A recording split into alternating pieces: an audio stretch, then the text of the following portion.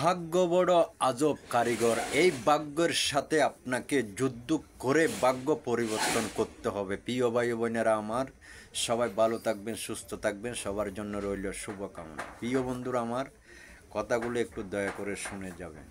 ভাগ্য হলো বড় আজব কারিগর। এই ভাগ্যের সাথে আমরা ছোটোবেলা থেকে ভাগ্যের সাথে এক প্রতিযোগিতা শুরু করি, কিন্তু কেউ প্রতিযোগিতার মধ্যে দাঁড়াতে পারে আর কেউ পারে না। এই হলো ভাগ্যের খেলা। তবে ভাগ্যের খেলার মধ্যে অনেকে হেরে যায় আর কেউ জিতে যায়। ভাগ্যের সাথে আপনি যখন পরিবর্তনের পথে দৌড়বেন বা কাজ করবেন, তখন আপনার সামনে অনেক বাধা আসবে। এই ভাগ্য পরিবর্তন করার জন্য আপনার কপাল কেটে যদি ভাগ্য জোড়া লাগান, যদি আপনার কপালে বা ভাগ্যে না আসে, কখনো আপনার কাজে আসবে না। প্রিয় বন্ধুরা আমার, যে যেখানে থাকেন ভালো থাকবেন, সুস্থ থাকবেন। এইখানে মনে করেন আমার যে ভাগ্যের খেলা, এই ভাগ্য পরিবর্তন করতে হলে আপনাকে আমাকে অনেক কষ্ট করতে হবে। এই কষ্টের সাথে আপনার এখানে স্বস্তি আছে।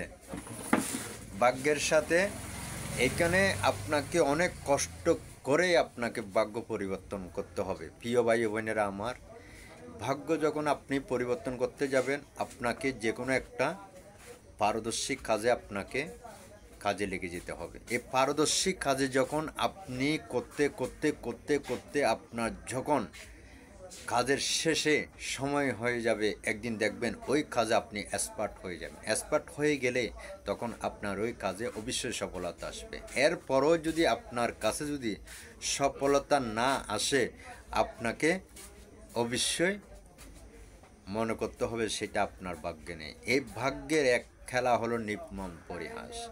ভাগ্যটা এই আজব জিনিস।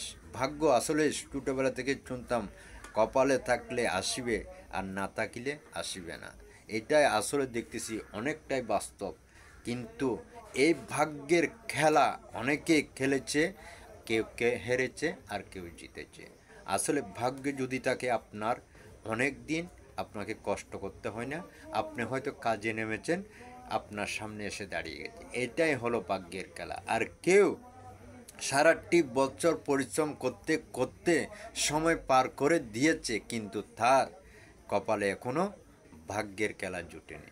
প্রিয় বন্ধুরা আমার, অনেকে মনে করবেন ভাগ্যে যদি তাকে এমনিতে চলে আসবে আর আমি কাজ করার দরকার কি।